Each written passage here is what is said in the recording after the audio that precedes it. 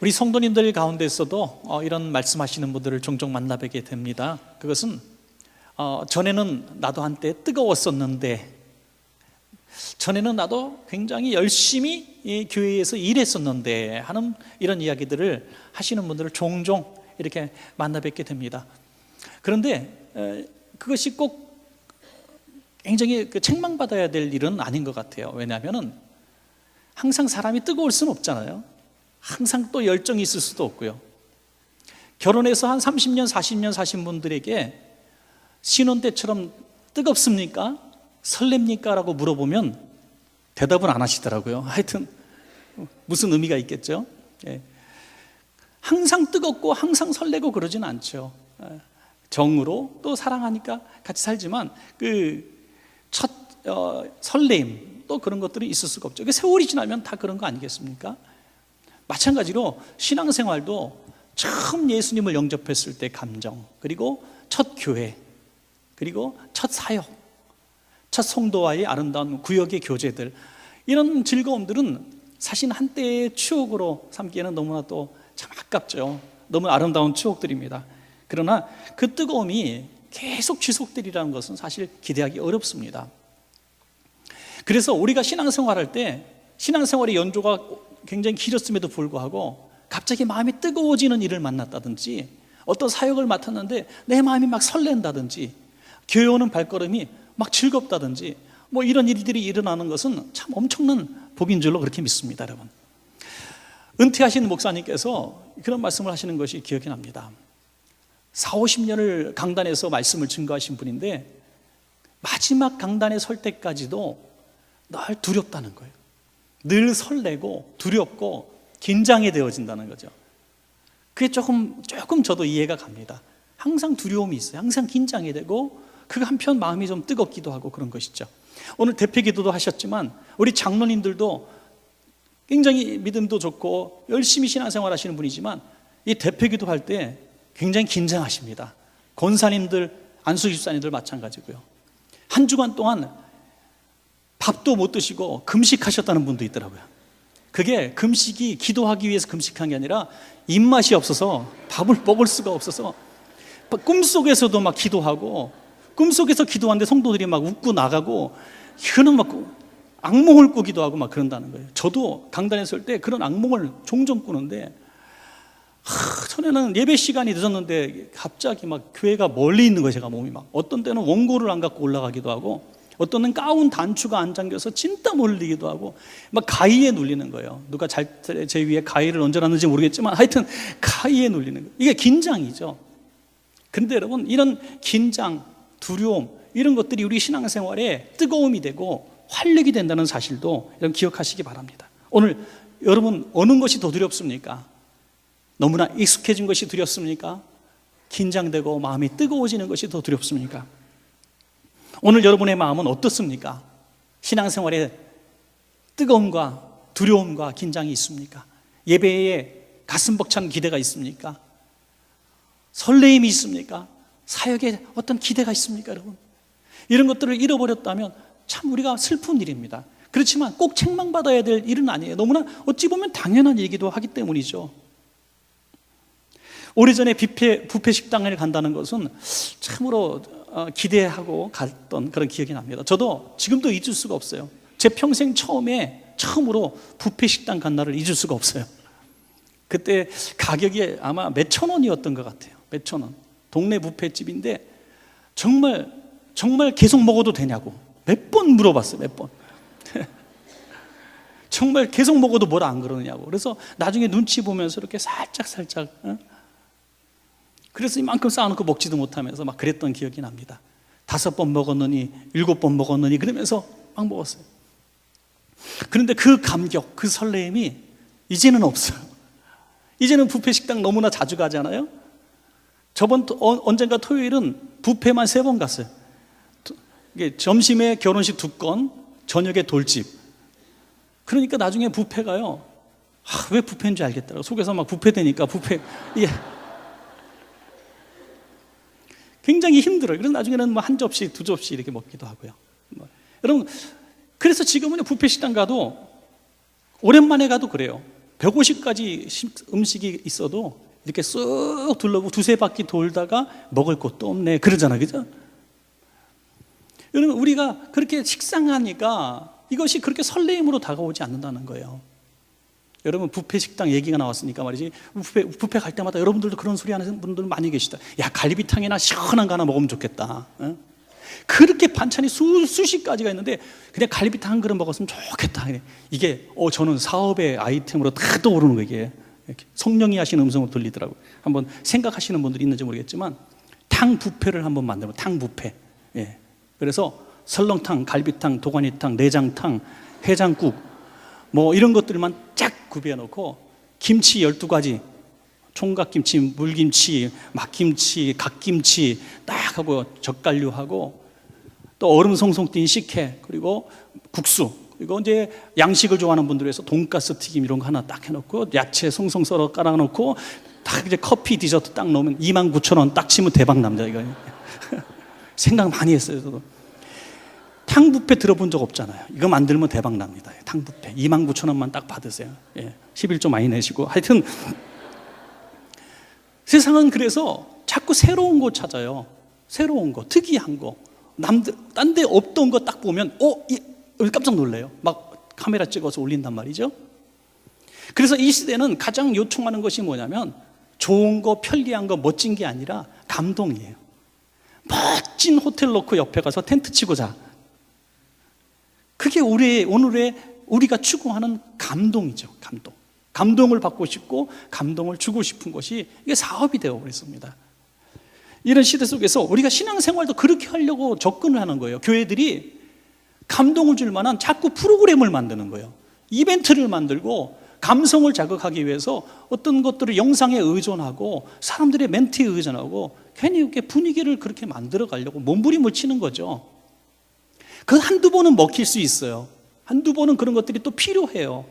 그렇지만 그것이 근본적으로 우리 교회의 문제를 해결할 수는 없습니다. 우리의 영적인 갈급함을 해결할 수 없는 것입니다. 우리의 영적인 갈급함은 마치 메말라버린 우물 같은 것이고 단수되어진 또 물이 다 빠져버린 저수지 같은 거예요. 거기서 무엇으로 시장한들, 무엇으로 메꾼들 되겠습니까? 그것을 메꿀 유일한 방법은 물밖에 없는 거예요.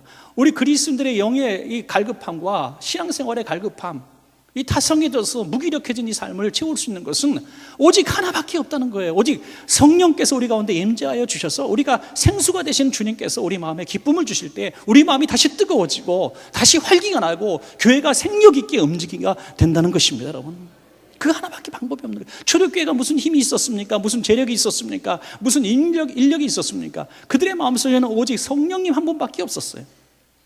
그 성령님이 한 분밖에 없는데 그 성령님이 계시니까 교회가 불같이 부흥했고 세계를 향해서 선교할 수 있었고 오늘까지 영향력을 끼치는 초대교회로 돌아가자는 이 멘트를 줄 수 있을 만큼 위대한 교회가 되었다는 것입니다.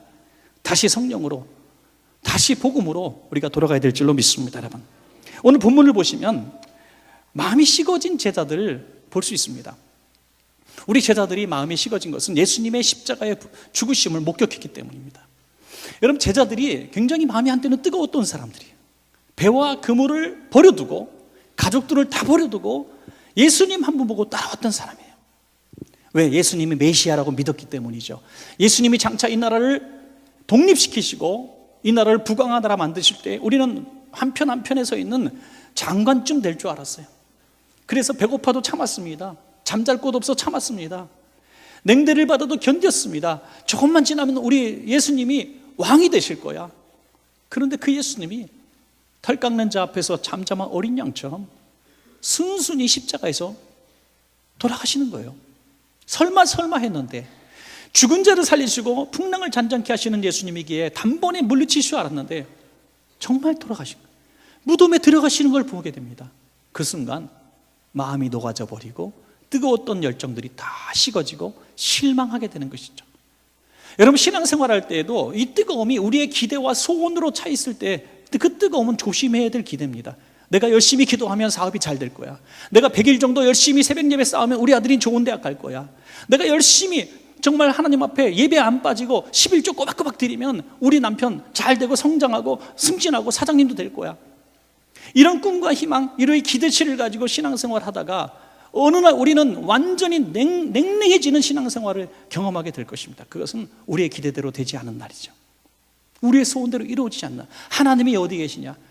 내가 이렇게 열심히 신앙생활, 내가 무슨 죄를 졌다고 하나님 우리에게 이렇게 냉대를 하시냐?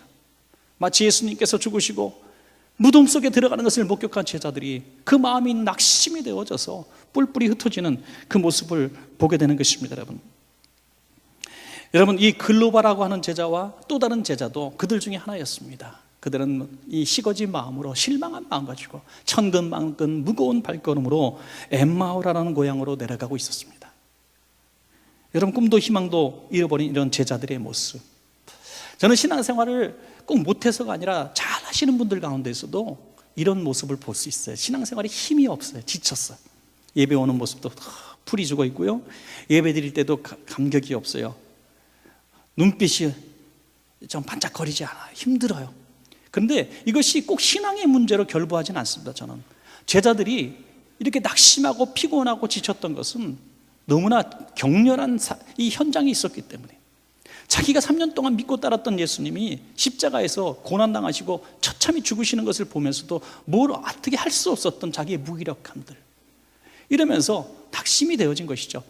신앙생활 열심히 하고 직분도 있고 연조도 있어도, 아니 목회자라 할지라도 원하는 일들이 잘 되지 않으면 지칩니다. 여러분, 경제적으로 아주 엉망이라고 합시다. 몸이 아주 만신창이 되고 아프다고 합시다. 자식들이 문제를 일으켜서 어저께도 경찰서 왔다 갔다 했다고 합시다. 꿈대로 소원대로 되는 일들이 하나도 없어요. 내 믿음은 여전히 있고 하나님도 믿고 내 신앙생활은 뜨겁다고 생각했는데, 내가 여전히 교회에서 이런저런 사역도 하는데 힘이 없어요. 마음이 낙심이 되어지는 거예요. 이것은 당연한 겁니다. 여러분, 당연한 거예요. 이상하게 기도한다고 될 일이 아니고요, 몸부림친다고 될 일이 아닙니다. 삶이 너무 힘들기 때문이죠. 그 힘들었을 때, 너무 지쳤을 때 우리는 어떻게 될까요? 제가 아는 한 목사님은요, 굉장히 큰 교회 목사님이에요. 근데 사석에서 저한테 툭 던진 한마디가 마음이 짠하더라고요. 문 목사, 나 좀 쉬고 싶어. 쉬고 싶어. 한마디 탁 던지는데 그 마음이 참 아프더라고요. 힘들어, 피곤해, 5만 가지 질문을 어깨에 다지고 그 큰 교회 목회하시느라고 얼마나 힘드실까. 지치고 상한 그 모습을 보고, 그분을 대해서 누가 목사님이 기도를 안 하시는구만, 목사님이 믿음이 없네, 그렇게 말할 수 있습니까? 저는 우리 신앙생활 하신 여러분 모두가 이런 무거운 아픔 가운데서 지금 지치고 피곤한데 억지로 신앙생활 하는 분들이 많이 있다고 봅니다. 대대로 신앙생활 했기 때문에, 하나님이 계신 것은 믿기 때문에 교회를 안 나갈 수는 없기 때문에 나왔지만 뜨거움은 사라지고 지친 발걸음으로 엠마오로 내려가듯이 오늘 이 자리에 앉아 계신 분들이 계실 줄 압니다. 여러분, 오직 성령님께서 여러분 가운데 다시 임재하여 주셔서 엘리야를 일으키신 것처럼 떡과 물을 주시고 여러분에게 영적인 육적인 안식을 주시고 그 마음에 다시 쉼을 주실 때 여러분은 일어나게 될 줄로 믿습니다. 여러분, 다른 방법이 없어요. 오늘 본문에서 제자들을 뜨겁게 하시는, 다시 예루살렘으로 올라가게 하시는 우리 주님의 방법이 동일한 우리에게 유익한 방법이 되는 것입니다. 첫째로, 성령님은 말씀으로 그들을 뜨겁게 회복시켜 주셨습니다.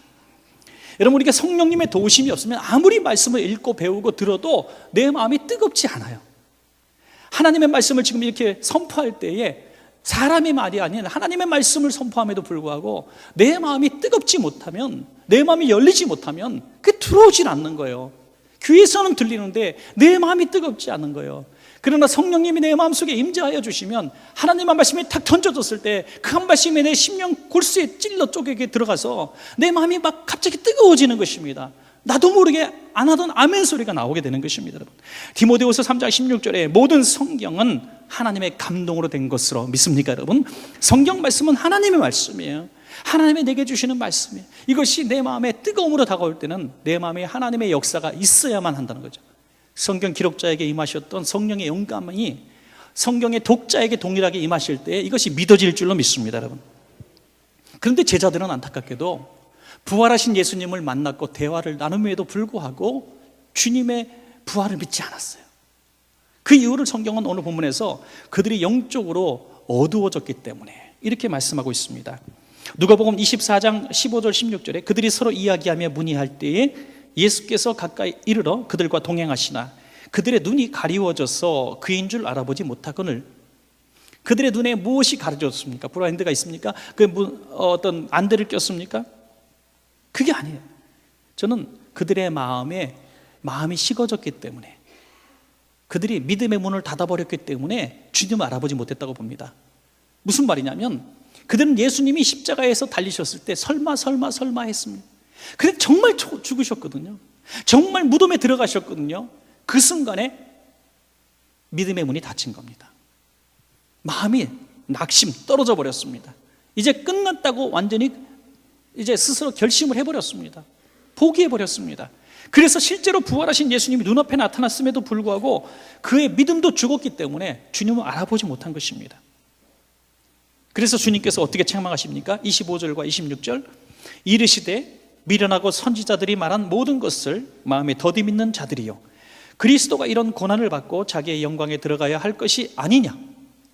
주님은 이미 수차례 말씀하셨다는 거예요. 내가 십자가에서 죽고 사흘 만에 부활해서 다시 아버지 보좌 우편에 올라가실 것을 수차례 말씀하셨습니다. 그러나 그들은 이미 이 믿음의 문이 닫혔기 때문에, 육신의 눈으로 본 것을 믿었고 영의 믿음을 믿지 않았기 때문에 주님이 실제로 부활하셔도 믿지 못했다고 하는 것입니다. 여러분, 마찬가지입니다.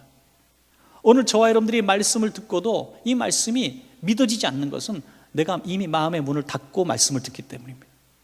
이 말씀이 실제가 아니야, 말씀대로 다 이루어지나 하는 의심하는 마음으로 말씀을 듣기 때문에 이 말씀이 역사할 수 없는 것입니다.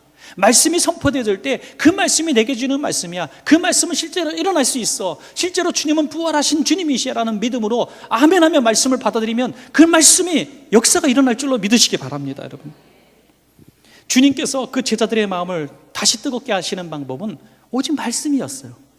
27절 말씀입니다. 이에 모세와 모든 선지자의 글로 시작하여 모든 성경에 쓴 바 자기에 관한 것을 자세히 설명하시니라.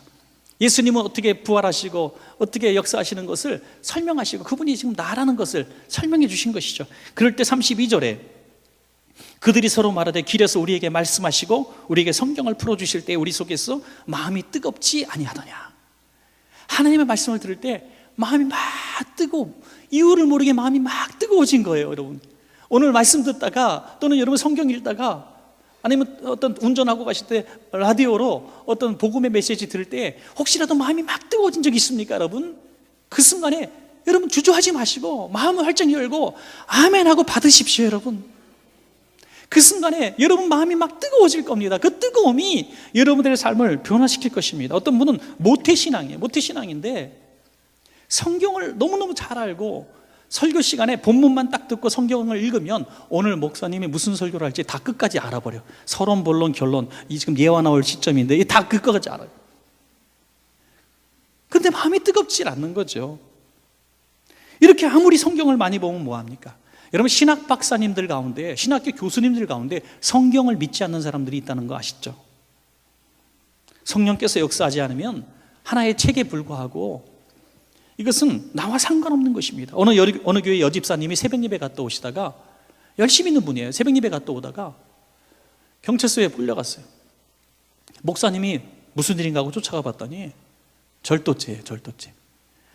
새벽 예배 끝나고 우리 가다 보니까 슈퍼에서 막 우유 박스를 이제 올려놓는데 자기도 모르게 빼서 따먹다가 걸린 거예요. 원래 가다가 주인이 쫓아오고 잡아버렸어요. 너무나 충격적인 것은 그분이 너무나 교회에서도 유명하신 분이고 헌금도 꽤 많이 들이시는, 생활도 넉넉하신 분이라는 거예요. 왜 그랬냐? 나도 모르겠어요. 여러분, 책망만 할 일이 아닙니다. 우리가 교회에서는 그럴듯한 직분자고, 아니 심지어 목회자라 할지라도 세상 삶 가운데에 이런 충격적인 일들을 행할 수 있습니다. 우리 모두가 그런 가능성 속에 노출되어 살아가고 있습니다. 누구라도 의인이 없습니다. 열심히 예배도 드리고 직분도 감당하고 헌금도 드리고 열심히 우리가 신앙생활 잘하는 믿음 좋은 사람, 우리 청년들 가운데서도 멋진 교회 오빠, 교회 누나, 이런 친구들이 클럽 가서 미친 듯이 흔들어대고 똑같이 놀고 있어요. 그것이 나쁘다는 것이 아니라, 꼭 정죄하려고 하는 것이 아니라, 우리 삶에는 뭔가 불이 있어요. 뭔가 에너지가 있어요. 그런데 그것이 종교적인 열심의 불로 탄다고 믿음 있는 사람이 아니라는 겁니다. 열심히 봉사하고 열심히 전도하고 열심히 성경 읽고 교회에서 열심히 사역한다고 해서 그것이 어떤 믿음 있는 사람이라고 말할 수가 없는 것입니다. 열심의 에너지 오직 말씀이 되어야 될 줄로 믿으시기 바랍니다. 말씀이에요, 말씀. 삶을 살다가 말씀과 부딪혔을 때 내 삶이 잘못됐구나 하고 말씀대로 수종할 수 있는 삶, 하나님의 말씀이 주일날 선포되어졌을 때 내 삶과 비추어 봐서 내 삶이 이 말씀과 다르구나 할 때 말씀에 내 삶을 굴복시킬 수 있는 이런 믿음, 이것이 내 마음을 다시 한번 성령으로 뜨겁게 할 수 있는 비결이 되는 줄로 믿습니다. 여러분, 예수님께서 제자들에게 승천하실 때 너희들은 떠나지 말고 복음, 이 성령 충만함을 위해서 기도하라고 말씀하시고, 그들은 지도자 세우는 거 관심 없었습니다. 어떤 피난처에 대해서 관심 없었습니다. 주님의 관심은 오직 너희들에게 성령이 있어야 된다고 말씀하셨습니다. 사도행전 1장 4절에 그들에게 분부하여 이르시되 예루살렘을 떠나지 말고 내게 드린 바 아버지께서 약속하신 것을 기다리라. 그래서 성령님은 두 번째로 기도로 우리 마음을 뜨겁게 하시는 줄로 믿으시기 바랍니다. 기도로, 말씀으로 뜨거워진 분, 이제는 기도로 뜨거워져야 되는 것입니다. 오늘도 마음이 식어진 채로 신앙생활 하시는 분들, 조금 전에 드린 것처럼 이것은 내가 우연히 된 것도 아니고 당연한 겁니다. 신앙생활 오래 하다 보니까 우리 마음이 식어질 수 있어요. 또 삶이 지치고 피곤하고 격렬하고 실망도 많이 했고 사람 간에 입은 상처도 있고 때로는 목회자한테 상처를 입을 수도 있고 성도 간에도 상처를 입을 수 있고 또 삶이 너무나 피곤하니까 뭐 잘 되는 게 없으니까 우리 마음이 다 낙심될 수 있어요. 이것은 다른 방법으로는 우리가 해결이 되지 않아요. 그러나 이 식어진 채로 살아서는 정상적인 그리스도인의 삶을 살 수가 없습니다. 어떻게 될까요? 오늘 제자들에게 꼭 필요한 것을 말씀하신 주님의 말씀대로 우리도 성령 충만이라고 하는 기도 제목을 붙들고 집중적으로 기도하는 시간이 필요한 것을 아시기 바랍니다. 여러분, 성령 충만을 항나놓고 작정을 기도하시던지, 아니면 몇 주간 작정하고 아침마다 기도하던지, 아니면 기도원 정말 며칠 올라가서 기도하던지, 하나님 내 식어진 가슴을 다시 뜨겁게 해주십시오. 오순절 마가다락방에 임하셨던 그 성령님 다시 한번 저에게도 한번 허락해 주십시오. 이런 간절한 기도가 있을 때 우리 공허한 삶이 성령의 불로 가득 차게 될 줄로 믿습니다. 여러분, 누가복음 11장 13절에 너희가 악할지라도 자식에게 좋은 것을 줄 알거든 하물며 너희 하늘 아버지께서 구하는 자에게 성령을 주시지 않겠느냐. 구하면 성령을 주신다고 약속해 주셨습니다. 여러분, 성령 충만만을 놓고 한번 기도해 보셨습니까? 내가 원하는 어떤 제목, 기도 제목들보다 먼저 이것이 더 급한 기도 제목이고, 성령 충만함이 우리가 임하실 때 우리 마음이 뜨거워지고 확신이 생겨지고 또 믿음이 생겨지면 우리가 그렇게 염려하며 기도했던 수만 가지 문제들이 작아 보일 것입니다. 작아 보일 거예요. 문제로 보이지 않게 될 것입니다. 그 순간에 우리들은 믿음 있는 자로 살아가게 될 것입니다. 마지막 세 번째로, 성령님은 우리에게 사명을 주셔서 우리 마음을 다시 뜨겁게 하시는 줄로 믿으시기 바랍니다. 사명을 받아야 돼요. 사명 없으면 절대로 우리 신앙생활은 뜨거울 수가 없습니다. 여러분, 저는 제일 참 안타까운 부분 중에 하나가 기도를 너무너무 열심히 하시는 거예요. 불로 박수를 치고 너무 뜨겁게 기도, 주여 삼창하면 너무나 뜨겁게 기도, 한 번 기도하면 3시간씩 기도하고 금식을 밥 먹듯이 하고, 그런데 아무것도 하지 않는 분들, 아무것도 하지 않는 분들, 엄청나게 뜨거운 교회인데 그 지역사회에서 하나도 일하지 않아 존경받지 않는 교회들, 그것이 문제입니다. 여러분, 뜨거운 마음이 생기시고 성령님이 주시는 뜨거움이 분명하다면 분명한 어떤 삶의 결과가 나타나는데, 그것은 하나님이 우리 각각에게 주신 사명을 실천하게 되는 것을 아시기 바랍니다. 여러분, 성령님은 우리를 일하게 하시는 하나님이에요. 베드로는 자기와 의지와 결심이 대단한 사람이에요. 그래서 내가 죽을지언정 주님을 떠나지 않겠다고 호언장담했고, 누가 봐도 믿음직스러운 사람이에요. 교회 가운데도 그런 믿음직한 성도님들이 종종 눈에 띕니다. 목사님, 제가요 목사님 오른팔 되어드리겠습니다. 목사님, 제가요 교회에서 큰 일을 내가 감당해서 교회를 내가 부흥시키는 데 일조하겠습니다. 목사님, 저를 믿어주세요. 제가 큰 사업가 돼서 교회 빚까지 거 제가 다 갚겠습니다. 그러면요, 전에는 제가 너무 흥분되고 설레서 잠을 못 잤었어요. 근데 이제 요즘 귀를 휘두르면서 그러신가요? 그렇게 하시던지 말던지 저도 이제 닳고 달았나 봐요. 닳고 달았나 봐요. 그렇게 했던 분들의 그 호언장담이 교만에서 나온다는 것을 저는 알기 때문이다. 교만함이에요. 여러분, 베드로가 그랬잖아요. 다 주를 버릴지라도 나는 주님을 버리지 않겠습니다. 그런데 어린 요종 앞에서 주님을 부인하고 예수가 누구냐? 나 그따위 사람 몰라라고 저주했다고 했습니다. 성경은.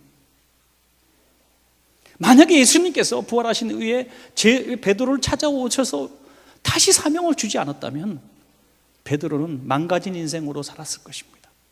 평생 후회하고 자책하며 폐인처럼 살았을 것입니다.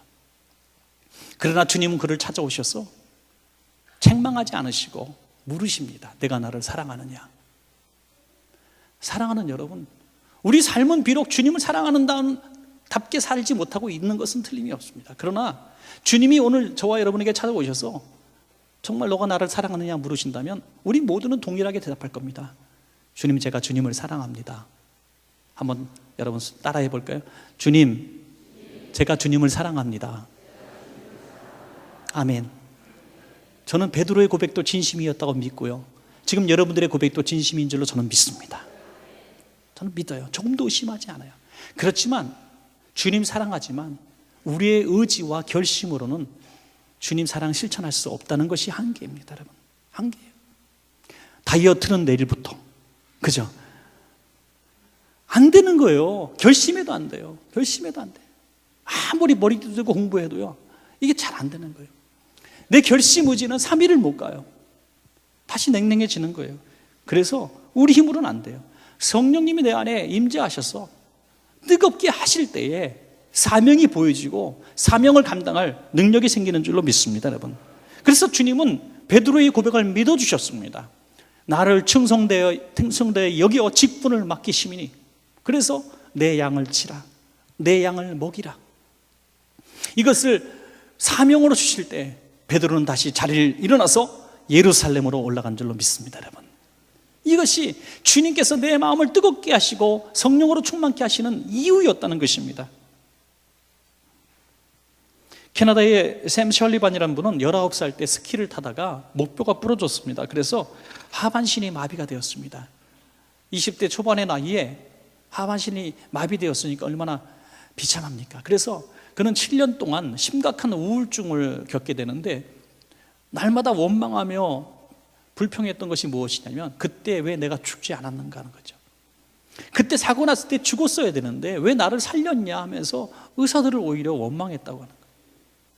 그렇게 해서 말라가고 죽어가는 20대 후반의 청년이 병상에서 주님을 만났습니다. 복음을 듣고 주님을 만나고 그는 생애에 희망을 가지게 돼요. 마음이 뜨거워졌습니다. 그러나 조금 더 움직일 수 없는 그가 무슨 일을 할 수 있었겠습니까마는 그는 하나님이 주시는 뜨거움을 통해서 희망을 가지고 대학 공부를 시작합니다. 그래서 경영학을 공부를 하게 되었고 자기와 같이 장애를 입은 사람들을 위해서 장애인들을 위해서 내가 무슨 일을 할 것인가 꿈꾸며 기도하기를 시작했습니다. 그래서 장애인들 단체의 협회에 가입하고 그것들을 만드는 일까지 하게 되어서 나중에는 이런 정치인으로서의 활약하게 되었고 2005년에는 캐나다의 밴쿠버의 시장까지 됩니다. 시장이 됩니다. 그래서 시장이 된 다음에 장애인들의 마음을 누구보다 잘 아는 시장이 되었기 때문에 장애인들이 이동하는 이동거리들, 또 장애인들의 삶의 권리들, 또 장애인들에 대한 편견들, 이런 것들을 굉장히 많이 개선해 나가지고 세계인들이 주목할 만한 장애인들이 이동하기 제일 편리한 도시 1위로 캐나다 밴쿠버를 만들어 버렸습니다. 여러분, 죽으려고 했던, 삶을 자학하면서 저주했던 한 젊은이가 주님 만나고 이 위대한 일을 이뤘습니다. 누가 그를 살렸습니까? 누가 다시 그의 식어진 가슴에 불을 줬습니까? 누가 그를 통해서 세계를 바꾸었습니까? 바로 성령님이신 줄로 믿습니다. 오늘 성령님은 독인한 일도 하고 계시는 것입니다. 이런 말씀을 정리하고자 합니다. 오늘 우리들의 식어진 가슴이 다시 뜨거워지기를 소원합니다. 여러분, 다시 첫사랑, 첫 설레임, 첫 사명감, 이런 걸로 뜨거워지기를 원합니다. 그렇다면 우리도 마찬가지로 오직 성령님의 임재하심이 있어야 하는 것이죠.